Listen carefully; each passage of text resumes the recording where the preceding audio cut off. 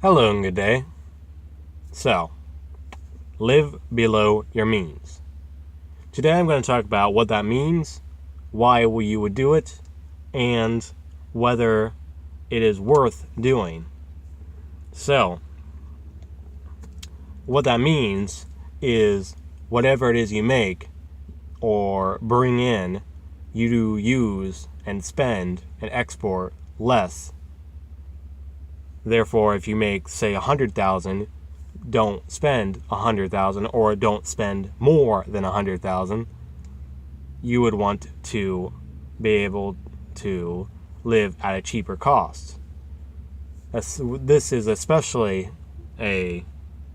useful for when people have a continually increasing income, which generally speaking most people will over their lifetime keep increasing their income until they're done and retire, or go to some kind of business which would have different levels of increase of income, or they get until they also get stuck into a specific position that might be stays the same minus perhaps inflation or plus inflation, but usually people will continue switching and or getting raises and or getting promotions and continually increasing. Therefore, they usually are used to living at below whatever their new income is. However, a lot of people will then just quickly raise that back up or even beyond what their actual level of income is, and continually living paycheck to paycheck and going into debt over and over and over, more and more and more, no matter how much they seem to make. So the value of living below your means is you can put away that source of income, that excess source of income, to actually do something that will improve your situation, whether that be paying off your debts, whether that would be avoiding future debts, having emergency income, or emergency source of funding, and investing into something that will make you more income and therefore help you towards your path of financial freedom and ability to retire and ability to do whatever it is that you would want to do. So the actual value is that it will help you in your future to learn to better live in the present, rather than spending all of your resources, no matter how many you have, for only a fool will just waste their entire harvest before winter.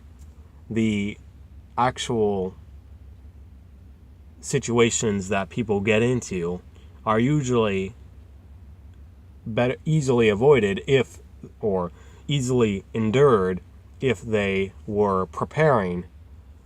But unfortunately, most people will put those situations to debt and then keep building up more debt and living at 100% or more of their lifestyle versus income. So I recommend living at below your means to be able to put away at least something towards saving for a house, for example, paying off your debts first, so you don't have more than necessary draining your income and weakening your wealth building tools, and then building wealth, investing in assets that will produce you more income and more income and more income to be able to become financially free, to live and give outrageously, so not to have to worry about making whatever bills you have by spending everything. It is a very stressful situation to live in, versus by living below your means, usually that would be not only more peaceful, it will set your future and motivate you for your present.